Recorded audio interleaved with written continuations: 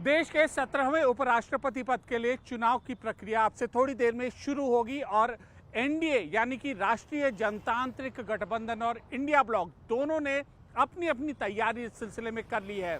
NDA अपने खेमे में और संख्या बल के मुताबिक जो अपनी जीत है वह सुनिश्चित मान रहा है, जबकि इंडिया गठबंधन के उम्मीदवार पी सुदर्शन रेड्डी ने जो अपने उम्मीदवारी की जीत का दावा अंतरात्मा की आवाज पर किया है। दोनों खेमों में जो तैयारी है, रणनीति है, वह तेज हो चुकी है और काफी तैयारी इस बाबत की गई थी। अब हम आपको सिलसिलेवार तरीके से समझाते हैं कि आखिरकार क्या रणनीति अख्तियार की गई इंडिया ब्लॉक की ओर से और एनडीए गठबंधन की ओर से। सबसे पहले एनडीए की बात करें तो बीजेपी की इस बाबत 2 दिन की वर्कशॉप हुई और खुद प्रधानमंत्री मोदी ने इस वर्कशॉप में शिरकत किया और बताया कि क्या सरकार का एजेंडा है, क्या प्लान है और इसके बाद जो एक मॉड्यूल की प्रक्रिया से गुजरना पड़ा बीजेपी के सांसदों को कि उपराष्ट्रपति पद के उम्मीदवार में कैसे उम्मीदवारी के दौरान वोटिंग जब होगी तो किन नियमों का पालन किया जाए। वहीं इंडिया गठबंधन के भी उम्मीदवारों को शीर्ष नेताओं की ओर से यह ब्रीफिंग दी गई कि आपको वोट कैसे डालना है। अब जहां तक संख्या बल का सवाल है तो संख्या बल साफ तौर पर एनडीए के इसमें जो पाले में पड़ता हुआ दिख रहा है और एनडीए की जीत लगभग सुनिश्चित लग रही है, लेकिन इंडिया गठबंधन लगातार छोटे छोटे जो दल हैं उनके संपर्क में है। इस 17वें उपराष्ट्रपति के चुनाव के चुनने की सबसे खास बात यह होगी कि दक्षिण भारतीय अस्मिता के 2 पहलू। पहला पहलू जो कि एनडीए राष्ट्रीय जनतांत्रिक गठबंधन ने जो दाव चला है वह है तमिल अस्मिता का सीपी राधाकृष्णन के रूप में, और दूसरा दाव चला है एनडीए ने इसके जवाब में जो रेड्डी की दावेदारी पेश की है वह है तेलुगु अस्मिता का दाव। तमिल बनाम तेलुगु, दक्षिण भारतीय अस्मिता, यह पूरा लब्बो लबाब है इस उपराष्ट्रपति पद के चुनाव का।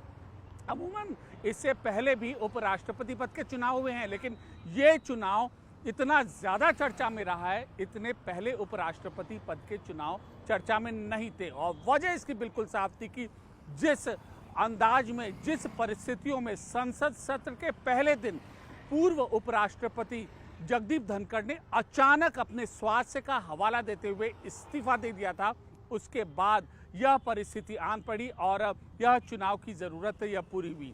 अब कल 10 बजे से लेकर 5 बजे तक यह वोटिंग शुरू होगी। सांसद लोकसभा के और राज्यसभा के दोनों सांसद आएंगे, अपना अपना वोट डालेंगे। एक पूरी संवैधानिक प्रक्रिया है जिसका ताना बाना यहाँ पर बुना गया है। हम आपको बताते कि वह संवैधानिक प्रक्रिया है क्या। जितने भी सांसद हैं, लोकसभा सांसद, राज्यसभा सांसद, उनको एक एक चिट्ठी भेजी गई है, उस पर एक नंबर भेजा गया है।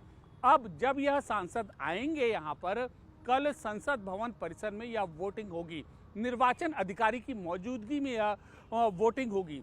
अब जब वो आएंगे तो उस चिट्ठी को लेकर आएंगे, उसमें एक नंबर अंकित होगा, उस नंबर से निर्वाचन अधिकारी मिलान करेगा। उसके बाद एक कलम दी जाएगी निर्वाचन अधिकारी द्वारा, मार्कर, जिसको हम मार्कर कहते हैं, उस मार्कर और मतपत्र में जो वरीयता है, वरीयता के आगे उनको अपने मताधिकार का प्रयोग करना होगा। देखिए, उपराष्ट्रपति चुनाव की सबसे खास बात यह है कि सीक्रेट वोटिंग आम चुनाव की तरह तो होती है, लेकिन पार्टियां इसमें कभी भी अपना व्हिप नहीं जारी करती हैं। तो ये सीक्रेट वोटिंग होगी और जो एनडीए और इंडिया ब्लॉक के जो उम्मीदवार हैं, 2 ही उम्मीदवार हैं मैदान में, उनको वह अपनी उनके लिए वह अपनी वोटिंग करेंगे। और पीएम मोदी, मल्लिकार्जुन खड़गे, सोनिया गांधी, गृहमंत्री अमित शाह, रक्षा मंत्री राजनाथ सिंह, यह सब नेता हैं जो लगातार पिछले 15 दिन से अलग अलग दलों के संपर्क में थे और बात कर रहे थे। और इसके बाद अब कल यह 9 सितंबर को मतदान की प्रक्रिया संपन्न होगी और जब यह पूरी वोटिंग संपन्न हो जाएगी तो 6 बजे मतगणना यहाँ पर शुरू होगी। उम्मीद की जा रही कि 7 से 7:30 बजे के बीच में उपराष्ट्रपति पद के चुनाव का परिणाम डिक्लेयर हो जाएगा, घोषित कर दिया जाएगा और उसके बाद देश को नया उपराष्ट्रपति मिलेगा। 17वें उपराष्ट्रपति पद के चुनाव के लिए एक नंबर वर्सेस परसेप्शन अगर हम कहें तो यह गलत नहीं होगा और इसी रणनीति से दोनों धड़े बराबर चले हैं। और सीपी राधाकृष्णन जो कि राज्यपाल भी हुआ करते थे, उनके संघ से जुड़ाव के कारण, उनके बीजेपी से जुड़ाव के कारण, उनके एक पार्टी डिसिप्लिन लाइन के जुड़ाव के कारण उनको संभवतः बीजेपी के रणनीतिकारों ने एनडीए का उम्मीदवार बनाया। बाकायदा सारे जो एनडीए के नेता थे उन्होंने उनकी उम्मीदवारी का चयन किया और उसके बाद इनके नाम की घोषणा हुई।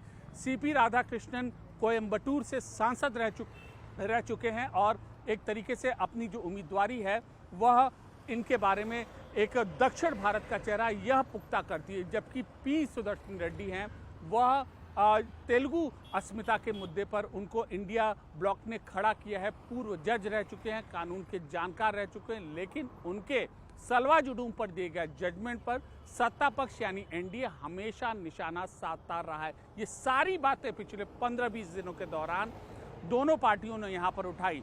एनडीए इस जजमेंट के आधार पर इंडिया ब्लॉक पर हमलावर होता, तो वहीं इंडिया ब्लॉक तेलुगु अस्मिता के मुद्दे पर और अन्य मुद्दों पर इन पर हमलावर होता। झारखंड के जब तत्कालीन राज्यपाल थे उस दौरान उनका क्या ड्यूटी थी उसको भी लेकर एनडीए के उम्मीदवार पर निशाना साधा गया है। तो बिसात बिछ चुकी है, स्टेज सेट हो चुका है। अब से थोड़ी देर में जब ये वोटिंग शुरू होगी, जो एनडीए के जो सांसद हैं, इंडिया गठबंधन के जो सांसद हैं, या वोट करेंगे और अब एक संवैधानिक प्रक्रिया का पालन करते हुए वोट करेंगे। अंतरात्मा की आवाज वर्सेस नंबर गेम और तमाम ये मुद्दे हैं। यह उपराष्ट्रपति चुनाव आने वाले दिनों में किस तरफ हमारे देश की राजनीति जा रही है इसको भी परिभाषित करेगा। और वजह साफ है क्योंकि इसके ठीक बाद बिहार विधानसभा का चुनाव है और अगले साल 4 से 5 राज्यों में विधानसभा चुनाव होने। हालांकि सीधे तौर पर कोई इन दोनों का लेना देना नहीं है, लेकिन जो मुद्दे दोनों पार्टियां उठा रही हैं यह परिभाषित करेंगे आखिरकार किस लाइन पे ये दोनों धड़े देश के चल रहे हैं, मुख्य राजनीतिक दल जो चल रहे हैं, और वह जो जनता के बीच में इस उपराष्ट्रपति चुनाव के भी मुद्दों को ले जाया जाएगा।